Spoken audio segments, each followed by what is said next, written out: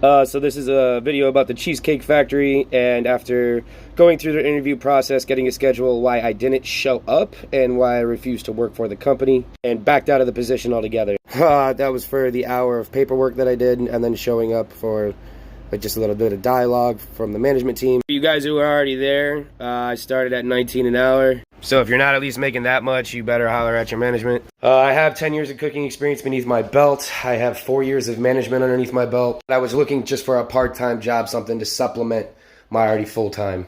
In the winter months, I like to double up, try and get those double paychecks. And in the summer, I'll leave a good repertoire, always give them my 2 weeks, but then I'm on to try and enjoy a little bit more of my time. The reason why I wouldn't work for the Cheesecake Factory, and after they gave me my schedule, I called them up and told them that I wouldn't be following through with it. In their paperwork during the interview process, right? So it's a corporate building, so they give you the same BS that everybody else gives you. Oh, the company's growing. We have this many locations. Yada, yada, yada. I like to skip through all that. What are the conditions? What's your team like? What are your strong suits as a leader? These are things you have to ask when you're in this industry. Let them get a feel for you, and then you should get a feel for them too. You're going to be in this environment. Check it out. Here's what was inside of their employment contract. First one I want to talk about is right to arbitrage. So they have a packet where you sign off your right to be able to go to the state government and be heard by a judge and have a trial of your peers if there is an issue with that corporation. So for example, let's say you're the victim of sexual assault. If you do not contact corporate and go through the appropriate channels to allow the corporation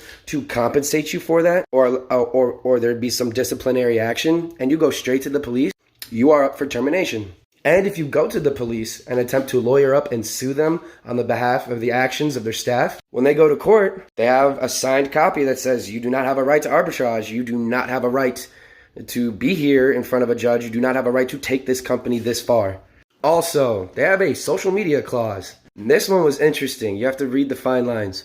By becoming an employee of the Cheesecake Factory, the Cheesecake Factory retains the right to enter your social media on all platforms. Your Gmail, your Snapchat, your Facebook, your Instagram, upon request of management and the corporation. And they retain the right to sell that information to third-person parties. I took the packet home with me. I signed everything that I asked for, a copy of the packet, and took it home with me. Well, I've been in this industry a long time. I've seen a lot of houses. I've seen a lot of stuff. I have never seen anything like that. I've never seen anything like that. They try to hide it in the verbalness that it's for the best experience for you for the Cheesecake Factory, for them to help you with your experience. But what they're doing is they're cashing a check on top of you based off of your personal information that you're feeding them. Guys, this is called company overreach. It's also called corporate fascism. Now, I understand if you guys have wonderful careers within this company or its sub-company, but I hope you understand that is not right in any way, shape, or form, and I hope you get out of there.